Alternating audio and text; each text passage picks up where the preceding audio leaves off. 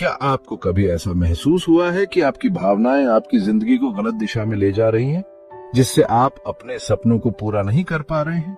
आप अकेले नहीं हैं। भावनाएं एक शक्तिशाली बल हैं जो हमें आगे बढ़ा सकती हैं या हमें पीछे रोक सकती हैं। आज हम भावनाओं के पीछे के विज्ञान को समझेंगे। वे हमारे जीवन को कैसे प्रभावित करती हैं और सबसे महत्वपूर्ण, हम उन्हें कैसे प्रभावी ढंग से प्रबंधित कर सकते हैं। भावनाएं जटिल प्रतिक्रियाएं होती हैं जिनमें हमारा मस्तिष्क और शरीर दोनों शामिल होते हैं। जैविक रूप से ये लिम्बिक सिस्टम द्वारा नियंत्रित की जाती है, जो कि मस्तिष्क के गहरे भाग में स्थित संरचनाओं का एक समूह है, जिसमें एमिगडाला, हाइपोथैलेमस और हिप्पोकैम्पस शामिल होते हैं। ये सभी मिलकर भावनाओं को संसाधित और व्यक्त करने का कार्य करते हैं। उदाहरण के लिए, एमिगडाला भय और आनंद जैसी प्रतिक्रियाओं को नियंत्रित करने में महत्वपूर्ण भूमिका निभाता है।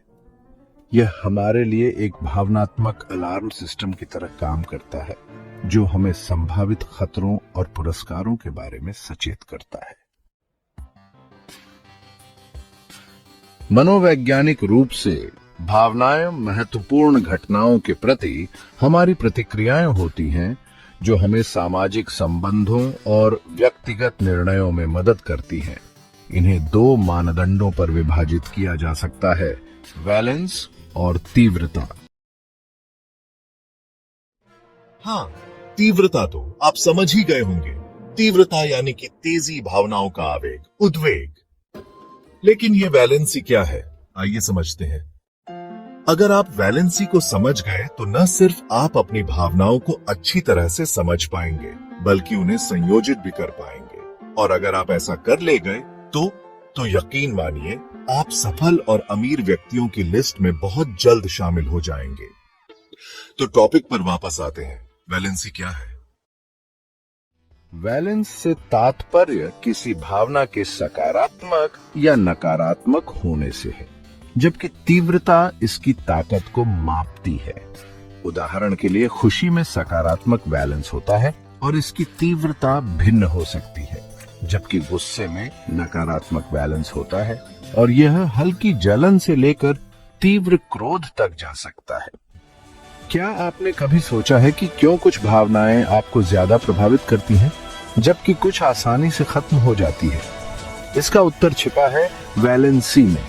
यह एक वैज्ञानिक अवधारणा है जो यह तय करती है कि हमारा दिमाग विभिन्न भावनाओं को कैसे महसूस करता है और उन पर कैसे प्रतिक्रिया देता है। आज हम जानेंगे कि वैलेंसी क्या होती है, यह हमारे मस्तिष्क में कैसे काम करती है और यह हमारी भावनाओं को कैसे नियंत्रित करती है। वैलेंसी का सामान्य अर्थ होता है किसी तत्व की वह क्षमता जिससे वह दूसरे तत्वों से जुड़ सकता है। ठीक इसी तरह मस्तिष्क में भी भावनाओं की वैलेंसी होती है। ये किसी भावना के सकारात्मक या नकारात्मक प्रभाव को दर्शाती है। मस्तिष्क में हमारी भावनाएं लिम्बिक सिस्टम द्वारा नियंत्रित की जाती है, खासकर एमिगडाला और प्रीफ्रंटल कॉर्टेक्स, जो यह तय करते हैं कि कोई भावना हमारे लिए कितनी महत्वपूर्ण है। अगर कोई आपको बधाई देता है तो आपका दिमाग इसे सकारात्मक वैलेंसी के रूप में पहचानता है, जिससे आपको खुशी महसूस होती है। अगर कोई आपको आलोचना करता है तो आपका दिमाग इसे नकारात्मक वैलेंसी के रूप में संसाधित करता है, जिससे आपको गुस्सा या दुख महसूस होता है। वैलेंसी यह निर्धारित करती है कि कोई भावना हमें कितनी गहराई से प्रभावित करेगी। उच्च वैलेंसी वाली भावनाएं अधिक तीव्र होती हैं, जबकि निम्न वैलेंसी वाली भावनाएं जल्दी खत्म हो जाती हैं। उच्च सकारात्मक वैलेंसी शादी, प्रमोशन, पुरस्कार जीतना। उच्च नकारात्मक वैलेंसी अपमान, असफलता, किसी प्रियजन की हानि। निम्न वैलेंसी हल्का मजाक, सामान्य बातचीत। अगर हम अपनी भावनाओं की वैलेंसी को पहचानना सीख लें तो हम अपनी प्रतिक्रियाओं को नियंत्रित कर सकते हैं। इसके लिए कुछ रणनीतियां अपनाई जा सकती हैं। संज्ञानात्मक पुनर्मूल्यांकन, किसी स्थिति के बारे में अपने दृष्टिकोण को बदलें। माइंडफुलनेस, अपनी भावनाओं को जागरूक रूप से महसूस करें, लेकिन उन पर तुरंत प्रतिक्रिया न दें। गहरी सांस लेना, इससे एमिगडाला की सक्रियता कम होती है, जिससे नकारात्मक भावनाओं की तीव्रता घटती है। वैलेंसी हमारे मस्तिष्क की एक अनोखी विशेषता है जो यह तय करती है कि हम भावनाओं को कैसे महसूस करेंगे और उन पर कैसे प्रतिक्रिया देंगे। इसे समझकर और नियंत्रित करके हम अपने जीवन को और अधिक संतुलित और सुखद बना सकते हैं। अपने मन को नियंत्रित करने और बेहतर जीवन जीने के लिए सब्सक्राइब करें। भावनाएं हमारे जीवन के विभिन्न पहलुओं को महत्वपूर्ण रूप से प्रभावित करती हैं। निर्णय लेना। भावनाएं हमारे निर्णय को भ्रमित कर सकती हैं या मूल्यवान अंतर्ज्ञान प्रदान कर सकती हैं। संबंध, ये हमें दूसरों से जोड़ती हैं, सहानुभूति को बढ़ाती हैं या टकराव पैदा कर सकती हैं। शारीरिक स्वास्थ्य, अनियंत्रित नकारात्मक भावनाएं जैसे तनाव, उच्च रक्तचाप और कमजोर प्रतिरक्षा प्रणाली जैसी स्वास्थ्य समस्याओं को जन्म दे सकती हैं। हालांकि हम भावनाओं को समाप्त नहीं कर सकते, हम उन्हें नियंत्रित करना अवश्य सीख सकते हैं। यह कैसे करें? माइंडफुलनेस, वर्तमान क्षण में रहना, हमें भावनाओं को बिना किसी निर्णय के पहचानने और स्वीकार करने में मदद करता है। संज्ञानात्मक पुनर्मूल्यांकन, कॉग्निटिव रीअप्रेजल, किसी स्थिति के बारे में अपने विचार बदलने से हमारी भावनात्मक प्रतिक्रिया बदल सकती है।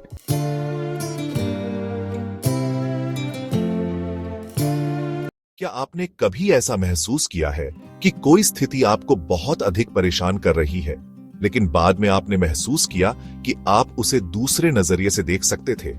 इसे ही कहते हैं संज्ञानात्मक पुनर्मूल्यांकन। यह एक मानसिक तकनीक है जिससे हम किसी भी परिस्थिति को नए दृष्टिकोण से देखते हैं और अपनी भावनाओं को बेहतर तरीके से नियंत्रित कर सकते हैं। संज्ञानात्मक पुनर्मूल्यांकन का अर्थ है किसी स्थिति को नए और सकारात्मक दृष्टिकोण से देखना ताकि हमारी नकारात्मक भावनाएं कम हो सके और हम भावनात्मक रूप से संतुलित रह सकें। उदाहरण के लिए, अगर आपका बॉस आप पर गुस्सा कर रहा है तो पहली प्रतिक्रिया होगी नाराजगी या तनाव। लेकिन अगर आप इस स्थिति को इस नजरिए से देखें कि बॉस आपको बेहतर बनाना चाहते हैं, तो यह भावना आपको प्रेरित कर सकती है, न कि परेशान। मस्तिष्क में हमारी भावनाएं एमिगडाला नियंत्रित करता है, लेकिन जब हम पुनर्मूल्यांकन करते हैं तो प्रीफ्रंटल कॉर्टेक्स सक्रिय हो जाता है और हमारी प्रतिक्रिया को नियंत्रित करता है। इससे हम भावनाओं पर बेहतर नियंत्रण रख सकते हैं। तनाव में कमी। जब हम किसी नकारात्मक स्थिति को सकारात्मक रूप में देखते हैं तो तनाव कम होता है। भावनात्मक संतुलन।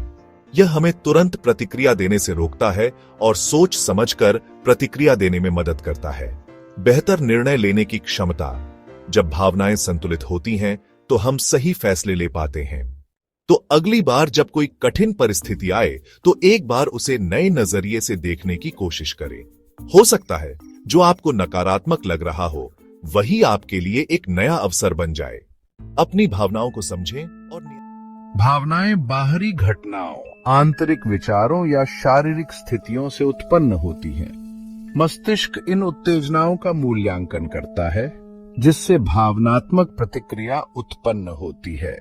अपने ट्रिगर्स को समझना अपनी प्रतिक्रियाओं को प्रबंधित करने का पहला कदम है।